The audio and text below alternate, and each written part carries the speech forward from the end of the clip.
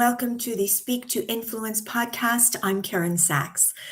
Today we're going to talk about why communications is a lifelong learning experience. From the moment we're born, people try to get us to talk. Lots of mums and dadas and all kinds of other things. And yes, you can hear me. Thank you, Vicki Helm. I appreciate you being on here with me. We had some technical issues a little earlier, so that's why I said that. So now we are going to go live with our podcast. Communications is not a skill that we have been taught. We've been taught to talk when we were little, but we were never taught to actually communicate. Communication came later. Communication came by modeling parents and teachers and other people who we met. And sometimes modeling those people was a good thing because they were great communicators. More often than not, we didn't model from the best people. And so we had to figure out ourselves as we got older what true communications is. Now, communication is twofold: speaking and listening. And first, I want to talk a little bit about the most basic communication skills required as a speaker and a listener. The first one is from a speaking standpoint. Clarity is king. Number one. Now, the easy part is to look at an ESL speaker. Depending on their language and their accent, it could be a little difficult to understand them sometimes. The problem is not their accent. The problem is their clarity. And that's why I work with ESL speakers, not to teach them English, but to help them with their pronunciation, their enunciation, their stress and emphasis in sentences, and the consonants and vowels that are difficult. For example, the TH sound in English is a sound that doesn't exist in a lot of other languages across the country and across the world.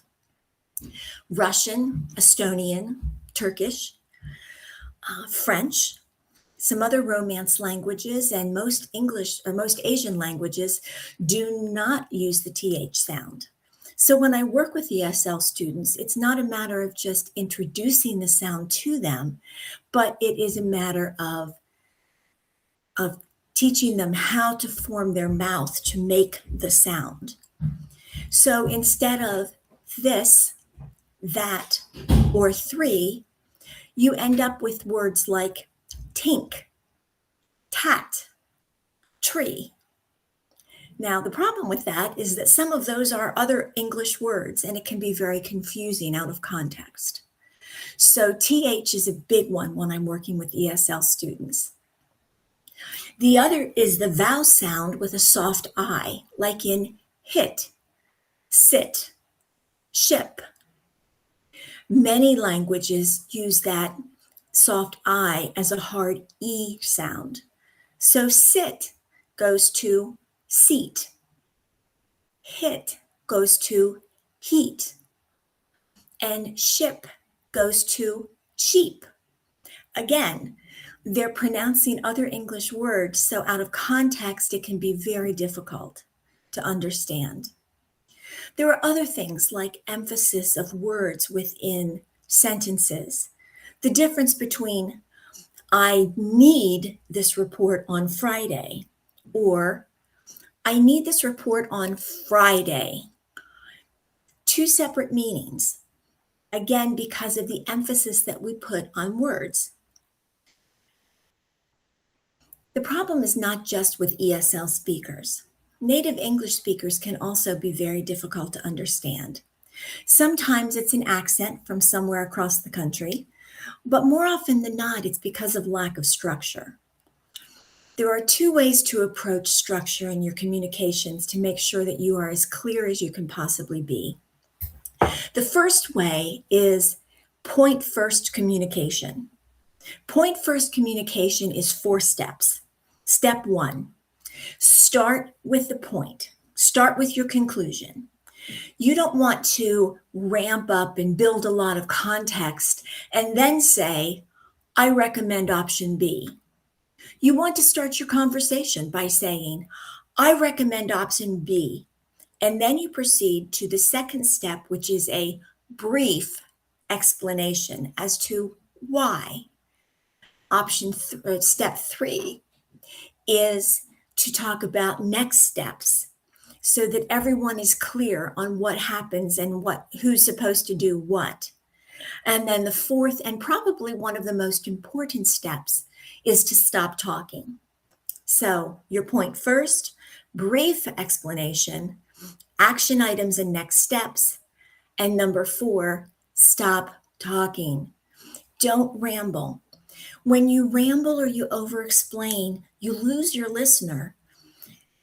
Listening is also very challenging these days because we are all so busy and there is so much noise out in the world. If somebody starts rambling or over-explaining or just talking for a long time, it's easy as a listener to get distracted. But if you approach the conversation distracted in the first place without the intent of listening seriously, that starts you off at a negative place in listening right from the beginning. First and foremost, the telephone is the most challenging distraction that we have out there. While your phone is pinging away or ringing while you're talking to someone, it's easy to want to sneak a quick glance and see what you're missing. Don't do it.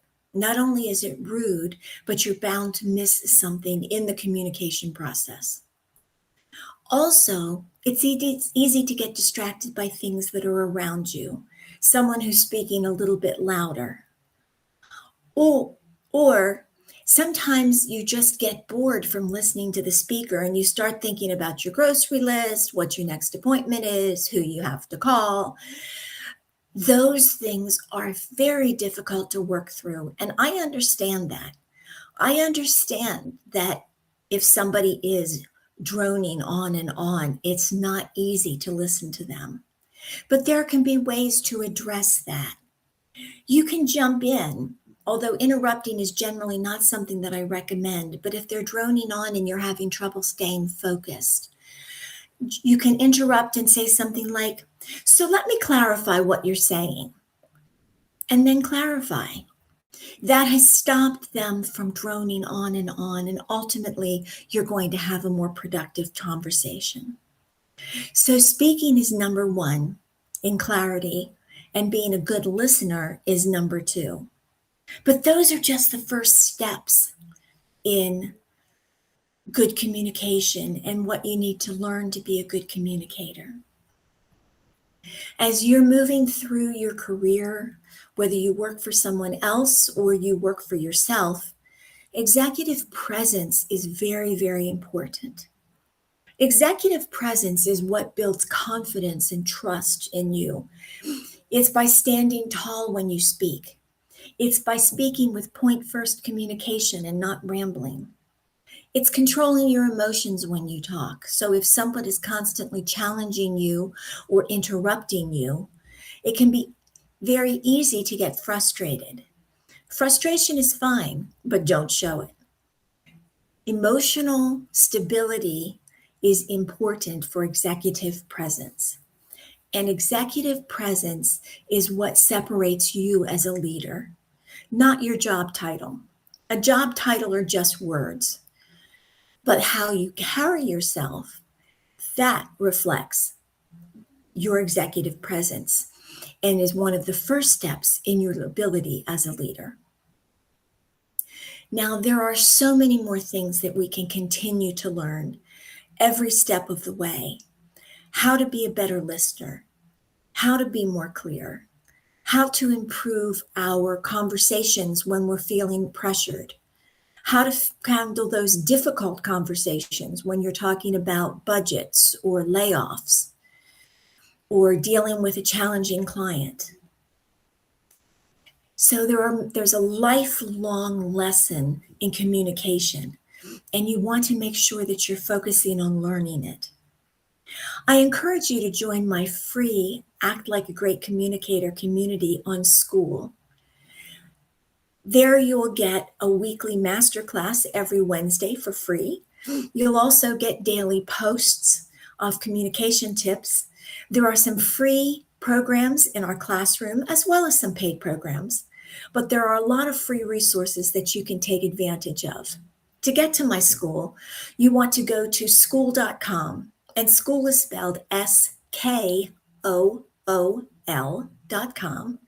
And while you're there, look for Act Like a Great Communicator.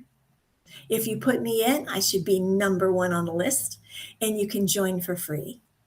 And that's just one of the many tools that you can use in your lifelong communication learning. I know what I'm talking about because, contrary to what a lot of people who know me now believe, I was painfully shy as a kid. Even through high school, I didn't make eye contact. I spoke so quietly, most people couldn't understand me until I met a wonderful communications teacher. Mrs. Wallach took me under her wing, and thanks to her help and all of the practice that followed after that, I became a motivational speaker. I can speak to 1,000+ people without any problem, but it wouldn't have happened had I not put together a training program to continue to learn every day. And Vicki, thank you so much for putting my school link there. That's a huge help to me.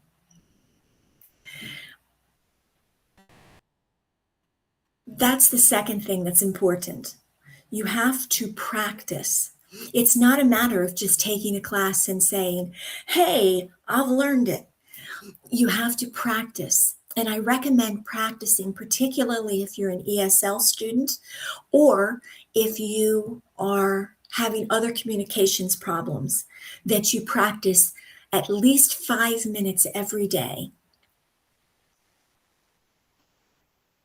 We started as people my age. I'm 64. The primary thing that we had to learn was to improve our communication skills. But today, there are a whole other myriad of things for us to be aware of that require us to change our communication. First and foremost is AI. So many of us focus on AI for a variety of things.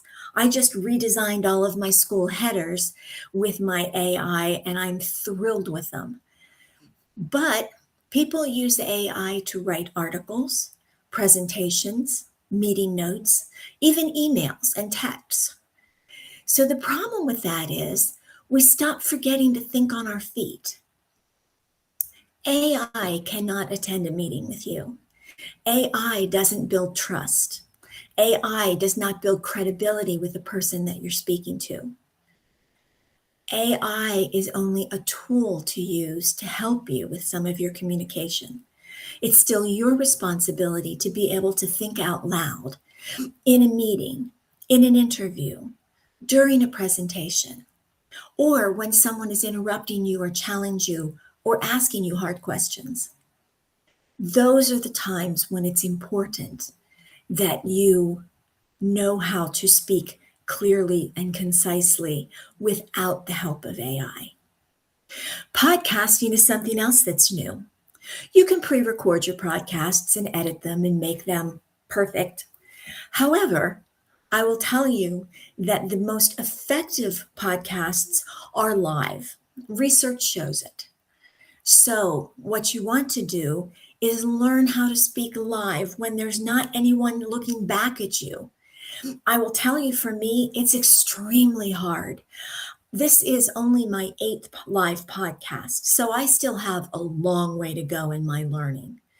But I'm practicing every day, and I'm continuing to try to get better at it by speaking live on my feet without notes, without the benefit of AI. So AI and podcasting have totally changed the way that we communicate. So we need to continue to practice, and that's yet another lifelong learning lesson that we need to focus on as we continue to become great communicators. I mentioned my school, and I encourage you to go to my school. Vicky Helm was kind enough to put the link in the live chat. So check it out. Join the school and take advantage of my free master classes, of my free courses, of my daily posts with tips. And finally, some of the other paid tools that are in there. I think you'll find those to be a benefit to you as well. Thank you for joining me today. I appreciate it. And remember, communications is not something that you learn once, it is a lifelong learning experience. I look forward to seeing you next time. Goodbye.